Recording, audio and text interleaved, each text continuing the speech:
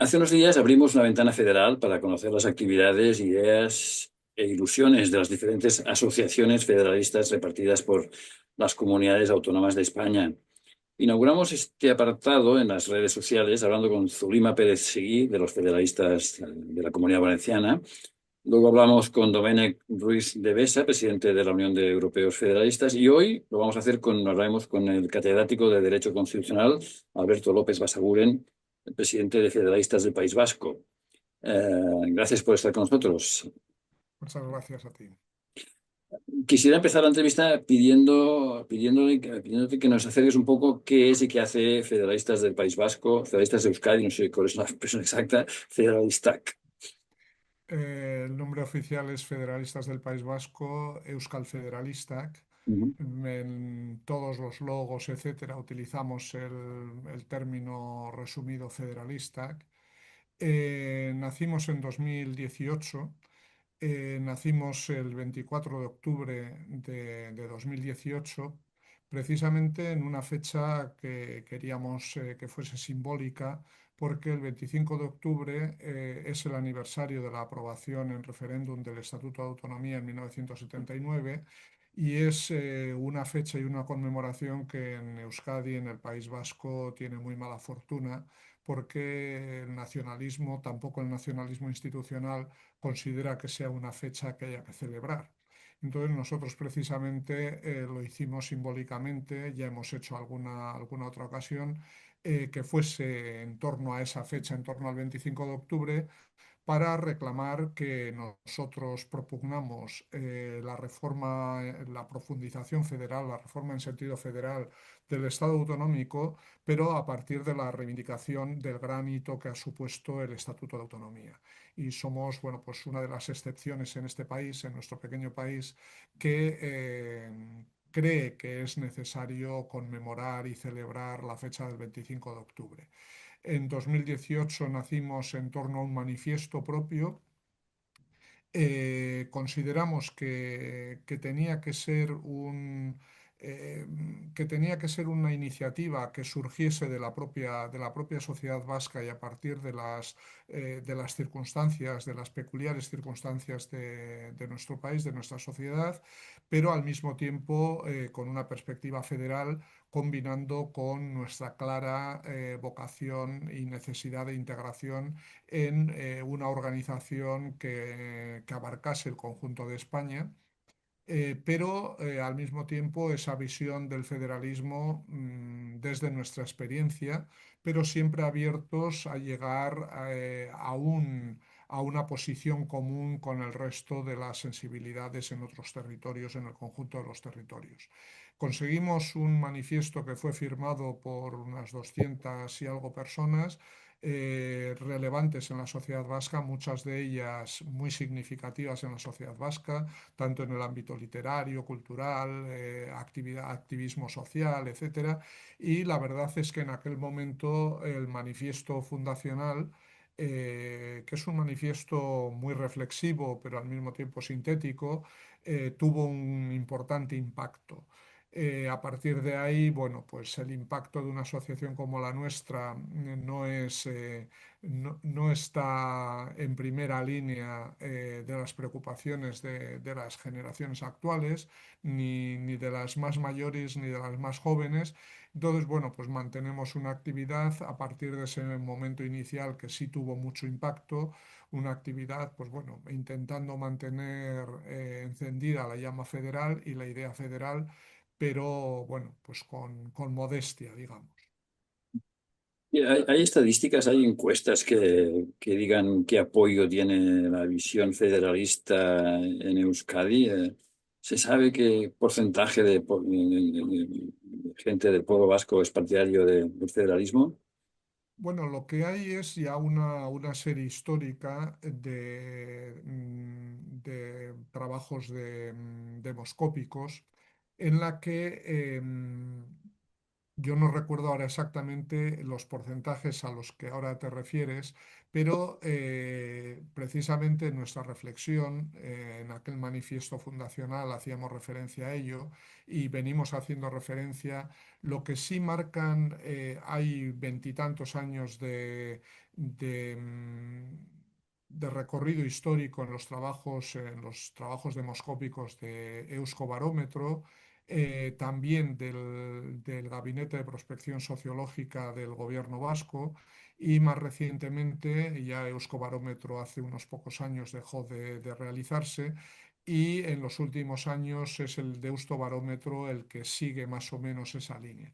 Y ahí lo que muestran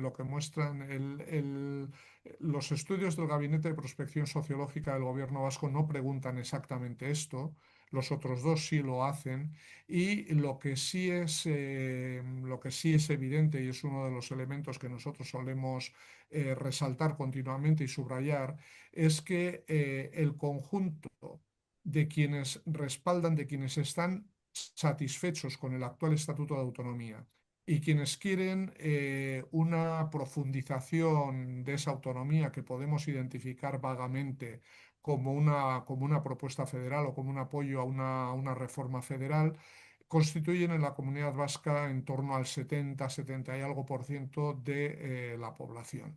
Es decir, que frente a los planteamientos que se suelen realizar en el País Vasco de insatisfacción con el estatuto, eso no es cierto. Más del 50% se manifiesta satisfecho o plenamente satisfecho con el estatuto de autonomía y digamos que un veintitantos por ciento quiere, entre un 18 un 22%, quiere una profundización, una mayor autonomía, pero sin ruptura en sentido secesionista.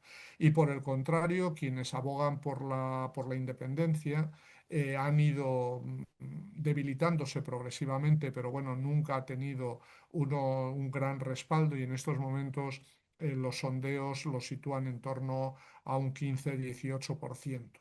Por tanto, directamente un respaldo federal no será en torno a un 20%, pero lo que nosotros consideramos es que lo que se debe tener en cuenta es que lo que nosotros cuando planteamos esa profundización federal, esa reforma federal, estamos planteando la resolución en términos federales de los problemas que tiene el sistema autonómico actual y en concreto el autogobierno del País Vasco dentro del sistema autonómico general en España. Por tanto, creemos que sí se puede hacer una suma de esos dos sectores, porque quienes están plenamente satisfechos con el Estatuto de Autonomía no van a manifestarse en contra, no van a ser contrarios a que se resuelvan los problemas del sistema y quienes pretenden una mayor autonomía.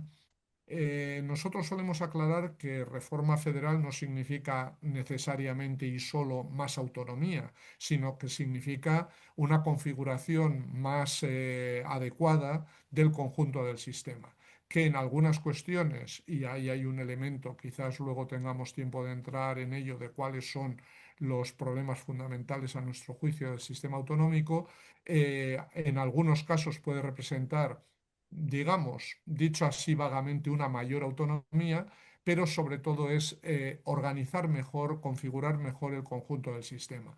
Y por esa razón creemos que esos dos partes de esos dos sumandos se pueden sumar conjuntamente en un respaldo a esta propuesta. Y por Es- tanto, Ujú. nosotros solemos insistir en que la única mayoría cualitativamente significativa, la única mayoría cualificada que se puede lograr en la sociedad vasca es la de esa suma entre quienes están satisfechos con el Estatuto de Autonomía y quienes quieren una profundización de ese sistema. Eso quería preguntarte. Resumiendo un poco, ¿cuál es el federalismo que propone Federalistac? Bueno, A grandes rasgos, nosotros. claro. Sí, nosotros, como he dicho antes, partimos de la conmemoración y de la evaluación tremendamente positiva del sistema autogobierno actual, del sistema autonómico actual. Creemos, solemos repetir que por primera vez en la historia creemos que España ha sido capaz de despejar dos incógnitas que históricamente no había sido capaz de despejar. Se suele criticar por parte de algunos que la Constitución del 78 eh, es defectuosa porque no optó claramente por un sistema federal. Yo en el ámbito académico lo he escrito en numerosas ocasiones. Creo que en 1978 la opción que se tomó en la Constitución fue la más sensata que se podía tomar en aquel momento y ha sido el éxito de aquella opción la que nos permite ahora, teniendo despejadas esas incógnitas y esas incógnitas que España no había sido capaz de despejar históricamente, son fundamentalmente, no solo, pero fundamentalmente dos cuestiones. Una, eh, ¿todos los territorios se constituyen en territorios autónomos, sí o no? Eso no estuvo claro en la Segunda República para nada. En la Segunda República lo que ocurre es que solo 6 años de vigencia y de ellos no todos de normalidad no dieron tiempo a despejar esas incógnitas. En el 78 tampoco estaba nada claro y por tanto, a mi juicio, fue muy sensato y fue un acierto el que la Constitución optase por establecer, regular el proceso para despejar esas dos incógnitas. Pero esas dos incógnitas hace decenios que están ya despejadas y plenamente clarificadas. Y por tanto, ahora lo que tenemos que hacer es afrontar la mejora, la resolución de los problemas que el sistema tiene. En este sentido, me preguntaba qué federalismo defendemos. Ujú. Defendemos un federalismo que, hundiendo sus raíces en el sistema autonómico actual y en el Estatuto de Autonomía actual, trate de resolver los problemas que se han puesto de manifiesto en estos ya más de 40 años de funcionamiento del sistema autonómico, 45 años ya de funcionamiento del sistema autonómico en el País Vasco, y que lo haga en términos federales. Y cuando decimos en términos federales, pura y simplemente quiere decir aprovechándonos y sirviéndonos de inspiración, de fuente de inspiración de la experiencia de los sistemas federales que han demostrado mayor solvencia en el mundo democrático, en el mundo de lo que antes llamábamos mundo occidental fundamentalmente.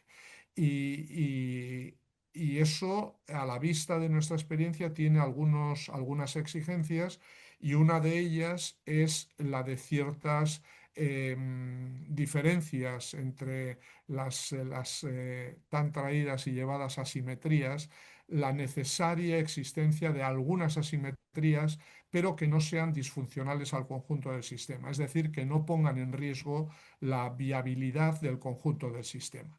Ese es, dicho a grandes rasgos, el federalismo que defendemos. Por tanto, resumiendo aún más, un federalismo con un fuerte autogobierno territorial en el País Vasco, con un fortísimo autogobierno territorial, pero con una plena integración en el conjunto del sistema español de una forma que hagamos viable el conjunto del sistema porque consideramos que frente a lo que en Euskadi triunfa de forma muy extensa, que es la visión de mirar solo al País Vasco, consideramos que el autogobierno del País Vasco solo podrá ser exitoso si se integra en un sistema autonómico de conjunto que sea muy saludable, que sea plenamente saludable. Una España federal es compatible con el concierto económico vasco. A veces se acusa a ese concierto de ser muy difícilmente trasladable a otras comunidades, que si se aplicase en toda España no se podía funcionar. ¿Cómo se lleva eso? A ver, bueno, cada país tiene sus condiciones de partida. Y sobre la base de esas condiciones de partida es como tiene que tratar de configurar un sistema que en su conjunto sea plenamente saludable. Uno de los condicionamientos de partida que nosotros tenemos es la constitucionalización de los derechos históricos en la disposición adicional primera y cuando prácticamente acababa de iniciarse la andadura autonómica, en 1981 se aprueba la ley de concierto. Y la ley de concierto no surge de la nada, sino que a partir de 1878, de febrero de 1878, cuando se aprueba el primer concierto económico, es verdad, y yo he escrito sobre ello, que en aquellos momentos se hace con una intención transitoria, vistas las circunstancias tras el fin de la Segunda Guerra Carlista, de lo que aquí fue la Segunda Guerra Carlista. Nosotros solo tuvimos dos guerras carlistas, que ya fue suficiente. Al finalizar la Segunda Guerra Carlista, la monarquía se encuentra con un problema, y es que no tenía capacidad de exacción de impuestos en las provincias vascongadas. En Navarra se había solucionado con la ley de 1841, que es una paradoja, pero bueno, no quiero desviarme por aquí, pero es algo que para nosotros siempre tiene su importancia. Hay una paradoja con los derechos históricos, si se me permite un pequeño paréntesis, Sí, sí, y claro. es que Navarra y las tres provincias vascas llegan más o menos, llegan prácticamente a la misma conclusión, pero desde puntos de partida incompatibles entre sí o contrarios entre sí. Navarra, a partir de la ley de 1839 de abolición de,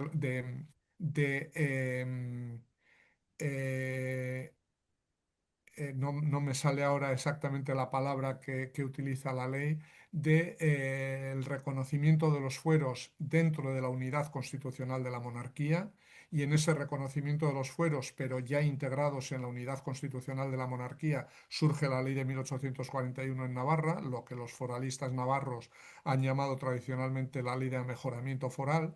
Y en el País Vasco, por el contrario, el sistema de concierto económico, que no es exactamente la ley de Navarra de 1841 o la ley para Navarra de 1841, pero fundamentalmente lo es, surge de la ley de 1876, que es la abolitoria de los fueros. O sea, desde la integración, el reconocimiento de los fueros en la unidad constitucional, y desde la abolición de los fueros, se llega al mismo punto de partida. Bueno, cerrando este paréntesis, ese venía una tradición histórica que se va consolidando, y, por tanto, aunque formalmente seguía siendo un sistema transitorio, es un sistema que a partir de 1878 se consolida. No hay fractura, se mantiene históricamente, pervive en el tiempo, incluso durante el franquismo. En Navarra y en Álava sigue perviviendo el sistema de concierto, y por tanto, bueno, era un condicionante con el que se encontraron quienes tuvieron que poner en marcha el sistema autonómico, y ese es el condicionante de partida.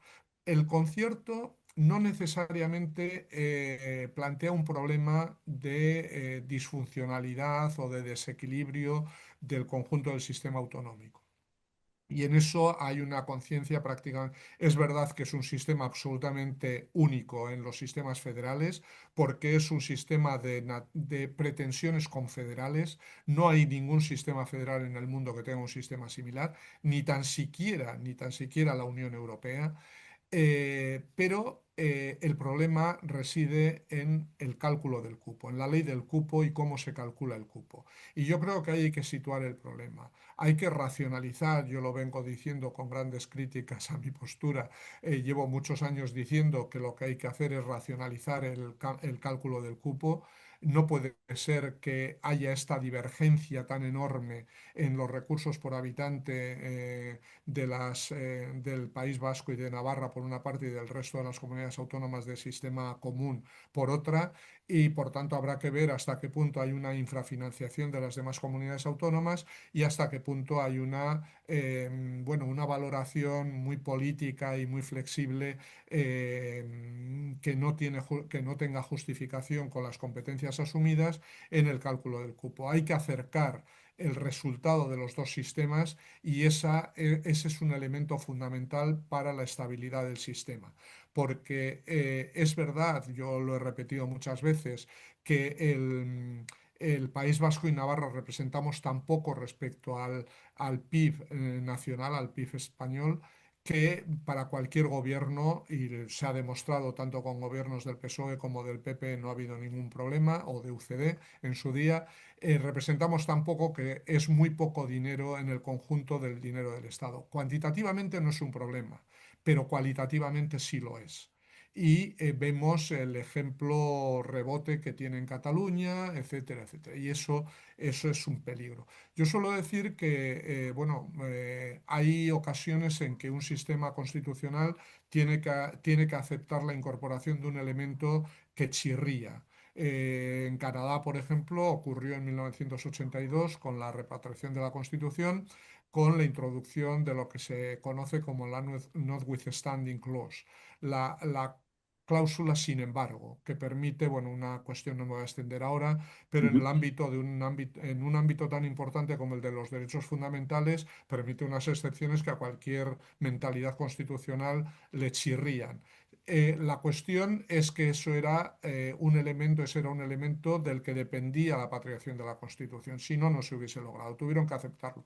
Pero luego la cuestión es cómo lo vas gestionando de forma que no distorsione el sistema. Y eso es donde yo creo que España ha fallado. Por tanto, en resumen, el concierto es un condicionante de partida. El concierto, a pesar de su excepcionalidad, no tendría por qué representar un problema y hay que ajustar muy bien la financiación de las comunidades autónomas de régimen común y el cálculo del cupo de forma que los resultados no sean cualitativamente divergentes, no sean llamativamente divergentes y no sean insosteniblemente divergentes. El tema de la lengua, ¿cómo lo ven? ¿Cómo lo tenemos? El otro día el presidente vasco, el Endacari, se puso a hablar en vasco y la presidenta de la Comunidad de Madrid dijo que se iba porque no quería ponerse el pinganillo, ¿no? ¿Cómo deben combinarse las lenguas Bueno, oficiales del Estado en esta España federal? los nacionalismos siempre se sienten muy cómodos cuando se plantea el problema de las lenguas en los términos que acaba de señalar y en los términos que se plantearon en la conferencia de presidentes. Yo creo que nos va mucho en ello, nos va la propia estabilidad del sistema democrático en España, el que lo saquemos de esa forma de planteamiento y lo planteemos de forma sensata y razonable. Yo estuve 8 años en el Comité de Expertos de la Carta Europea de Lenguas Regionales y Minoritarias y puedo decir, y ahí están los informes comparativos de los diferentes estados que han ratificado la Carta, España es uno de los pocos países que tiene el sistema más avanzado de reconocimiento de las diversas lenguas de España. Por tanto, es para sentirse orgullosos y para no creer y para no aceptar sobre todo los discursos descalificadores que dicen que en España hay persecución de las lenguas, etcétera, etcétera. Por el contrario, incluso nos pasamos en el ámbito de la educación, etcétera, hasta el punto de que el comité de expertos tuvo que recordar en uno de sus informes, en el segundo informe, que recordar que a Cataluña y a Galicia en aquel momento en concreto, que la Carta Europea en el ámbito de la enseñanza requiere que España garantice la existencia de un sistema educativo plenamente en la lengua regional, que es la terminología que se utiliza en el ámbito europeo, pero recordaba que la Carta no exige que la enseñanza sea obligatoria en esa lengua regional para todos los alumnos, sino solamente para aquellos cuyos padres así lo deseen. Es decir, que es algo que chirría en el esquema europeo porque no hay ningún sistema en el que se imponga como se impone entre nosotros. Es decir, que incluso nos pasamos, por decirlo con palabras, con términos coloquiales. Sí es verdad que persisten algunas actitudes, la de la presidenta de la Comunidad de Madrid es una de ellas, pero también en muchos ámbitos en España a mí, bueno, y muchos de mis colegas se sorprendían con la divergencia que había entre el avanzadísimo sistema de reconocimiento de la pluralidad lingüística, del multilingüismo, y la existencia en algunos ámbitos del Estado, del aparato del Estado, de algunas actitudes que o bien eran recalcitrantes o bien, más mayoritariamente, consideraban que ese era un problema de las comunidades autónomas y no del Estado. Y por tanto dejaban que las comunidades autónomas hiciesen lo que quisiesen, pero no lo consideraban como una cuestión. Yo creo que ahí como una cuestión propia. Yo creo que ahí se sitúa más bien la crítica que podemos hacer al margen de esas posturas nacionalistas españolas. El problema del nacionalismo es que el nacionalismo, por mucho que lo intente, acaba cayendo en lo que ha sido tradicional, que es la tendencia a considerar que una nación debe ser culturalmente homogénea, cultural y lingüísticamente homogénea. Y ese es el problema que plantea el recurso al término nación. Cuando donde hay que poner el foco es precisamente en la existencia de una sociedad en la que hay diversas lenguas, en la que todas las lenguas requieren el mismo respeto, en la que se debe garantizar el derecho de uso de todas ellas, etcétera, etcétera, y por tanto en los derechos de ciudadanía y sacar el tema lingüístico de la confrontación entre diferentes nacionalismos. Esa confrontación suele ser la tumba de muchos sistemas políticos. Se atribuye a la opción federal una falta de gancho emocional, ¿no? Que el independentismo o el centralismo, el nacionalismo español más conservador, ¿no? Sí que tiene, ¿no? Que creo como si el federalismo fuese algo muy teórico, muy técnico y que le faltase pasión. ¿Cómo lo ve? Bueno, aquí hay diversas cuestiones. Es verdad que quienes defendemos la posición federal, como defendemos el entendimiento, no cargamos las tintas en la descalificación del otro, etcétera, puede parecer que llama menos. A lo que menos llama es a las peores facetas del ser humano. Eso sí es verdad, pero sin embargo tendría que ser mucho más atractivo la apelación a la convivencia pacífica, etcétera, etcétera.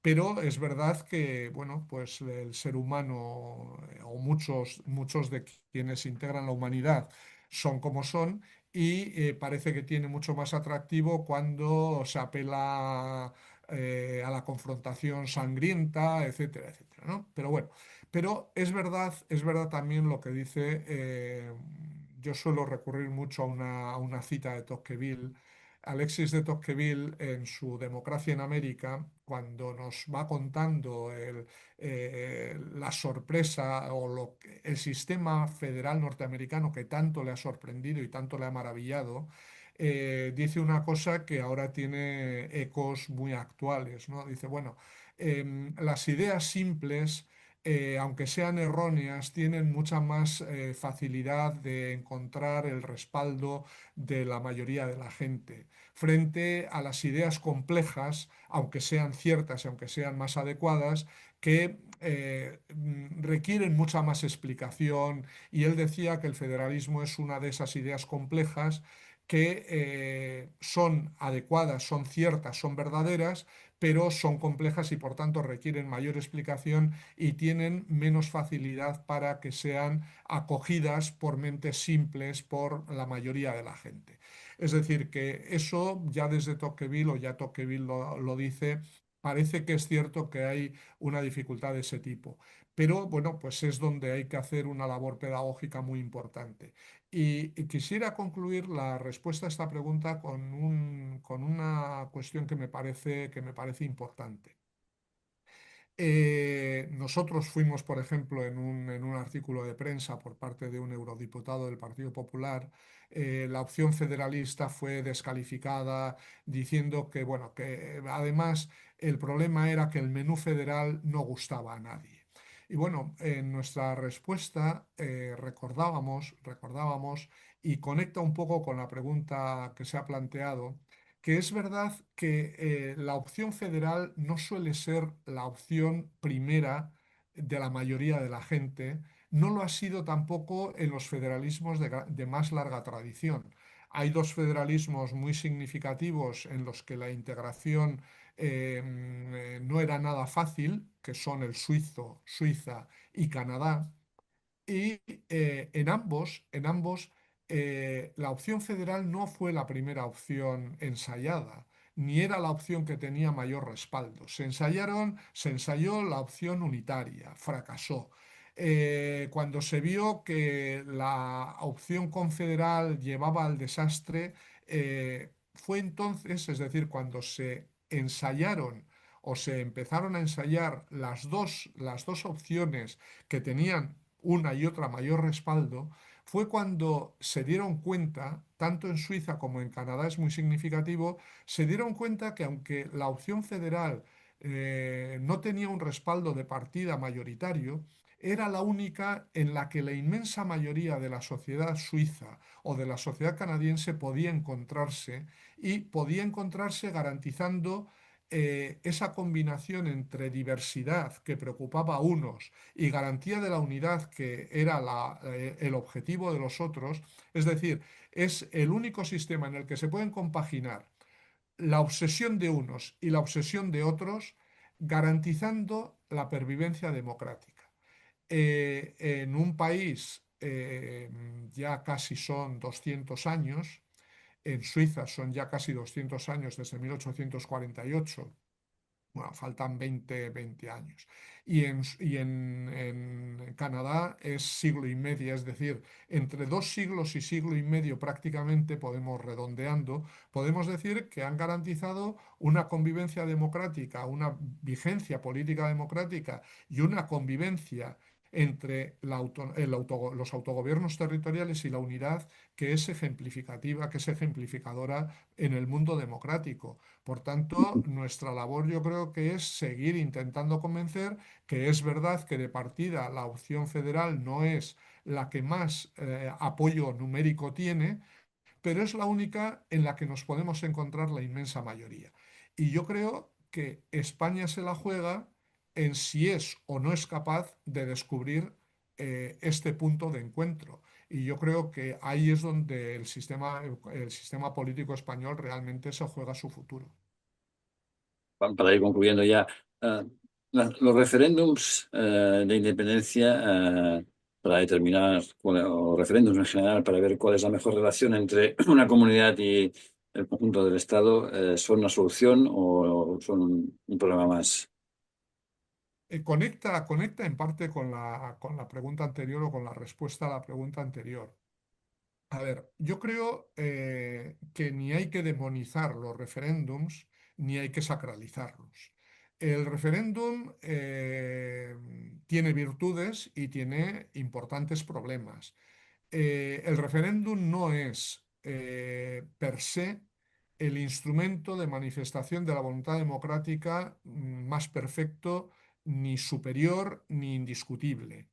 El referéndum puede jugar papeles importantes, pero la experiencia política democrática pone de manifiesto que, salvo en circunstancias y en tradiciones políticas muy singulares, como la Suiza, que es prácticamente la única excepción, bueno, prácticamente no es la única excepción, pero es un país, una sociedad, un sistema político y una tradición absolutamente irreproducibles fuera de esas condiciones, el referéndum puede cumplir un papel importante.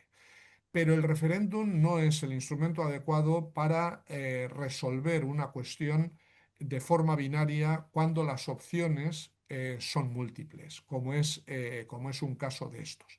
Y desde luego el referéndum puede cumplir una función importante cuando se trata de ratificar o no ratificar una decisión ya muy madurada, muy debatida, muy discutida en el ámbito institucional. Ahí sí puede jugar el referéndum un papel muy importante, pero desde luego no fuera de ese contexto.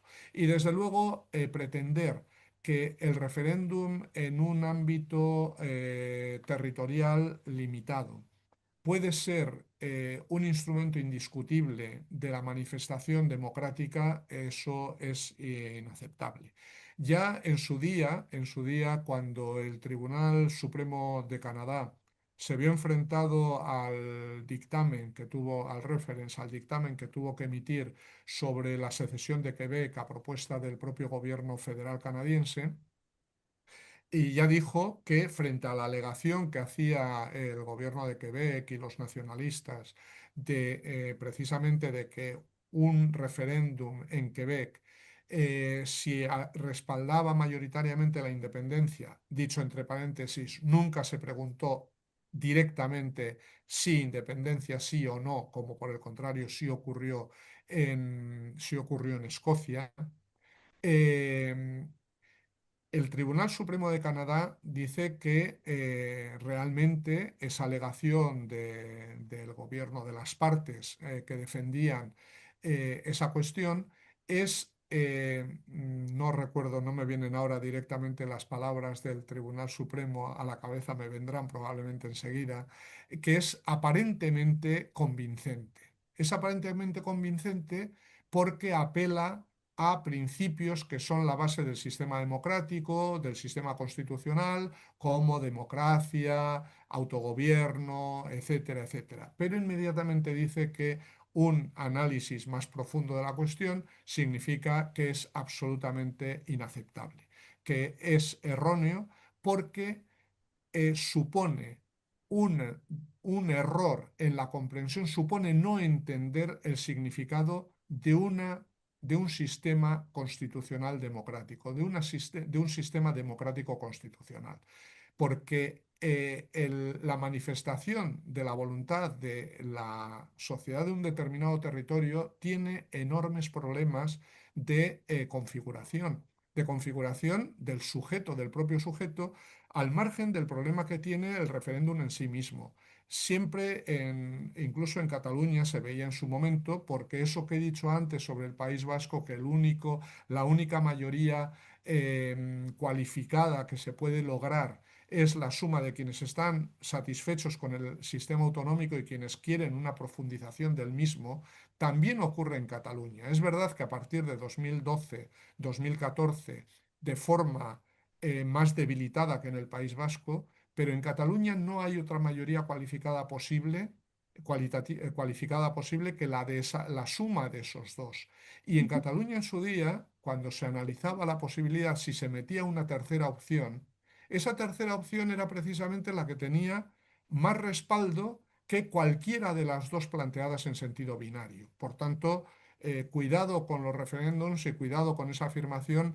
Y esa afirmación que hizo el Tribunal Supremo de Canadá hace muy pocos meses la reiteró el Tribunal Supremo del Reino Unido cuando se planteó la cuestión de si Escocia podía, podía convocar un referéndum sin la autorización del Parlamento británico. Y se hizo la misma alegación por parte del SNP, del Scottish National Party, y el Tribunal Supremo del Reino Unido volvió a reiterar lo que ya había dicho el Tribunal Supremo de Canadá, que un territorio no puede legítimamente convocar un referéndum y pretender que ese referéndum sea una manifestación inequívoca de una voluntad democrática. Para terminar ya, en España, si la derecha que tenemos, llega al poder, el horizonte federalista se aleja mucho. Bueno, yo realmente no entiendo la cerrazón y la ceguera de parte importante, de parte muy mayoritaria de la derecha. Por fortuna hay alguna excepción o hay algunas personas que no sostienen la misma postura y que sí creen que la vía federal, la reforma federal del sistema autonómico es la solución.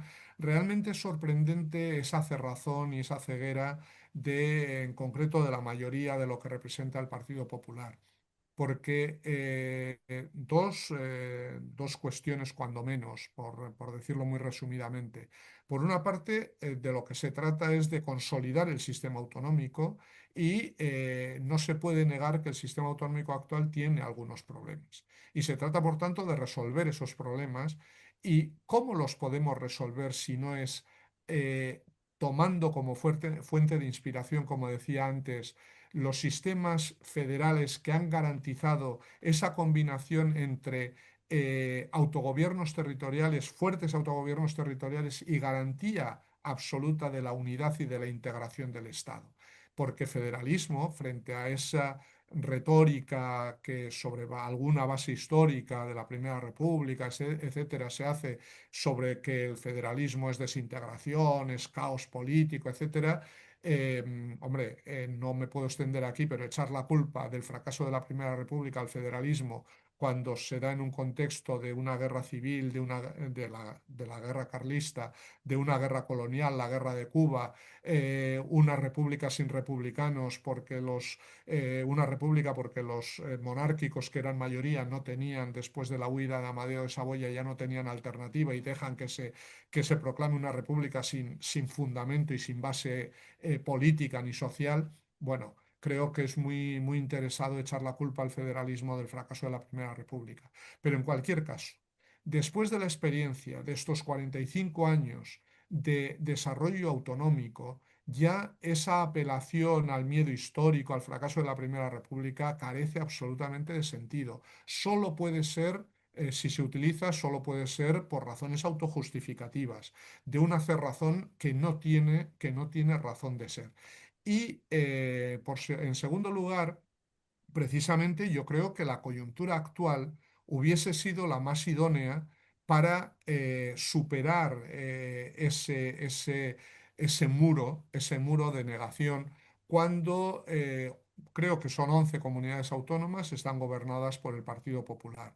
Es decir, que aunque sea una coyuntura tremendamente difícil, el hecho de un gobierno del Estado de un signo político determinado y la mayoría de las comunidades autónomas gobernadas por políticos de otro signo, era el momento en el que realmente se podía tratar de conseguir ese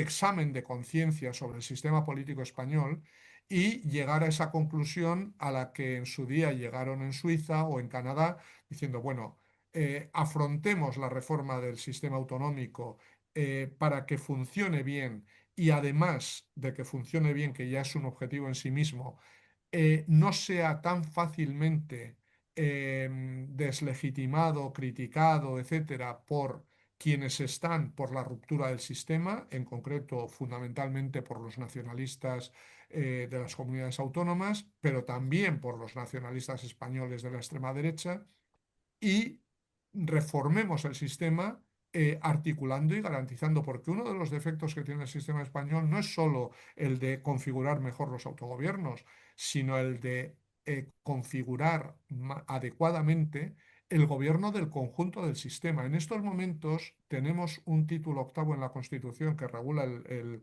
sistema autonómico, que es absolutamente esquelético. Una vez que han cumplido su función todas las normas transitorias de creación de comunidades autónomas y aprobación de los estatutos, la Constitución respecto a las comunidades autónomas ha quedado en dos huesos fundamentales, pero dos esqueletos o dos partes de un esqueleto que necesita musculatura. Y esa musculatura es la que tiene que traer una reforma en sentido federal de la Constitución, entre otras cosas. Por tanto, aquellos que están tan obsesionados con garantizar la unidad política en España tendrían que ser los mayores interesados en afrontar esa reforma federal del sistema autonómico. De momento no parece que estén muy animados No, no parece. no, por ese camino. Prefieren mantenerse en la cerrazón de que federalismo no, por encima de nuestro cadáver. Pues igual acaba siendo por encima de todo nuestro cadáver, del cadáver del sistema constitucional español. Bueno, esperemos que no sea así. Esperemos, pero para eso tenemos que contribuir todos. Gracias por su contribución. Alberto López Lasaguren, presidente de Federalistas del País Vasco, por explicarnos qué es ser federalista en el País Vasco, qué idea de federalismo hay en el federalismo vasco. Muchas gracias y hasta pronto. Muchas gracias. Ha sido un placer.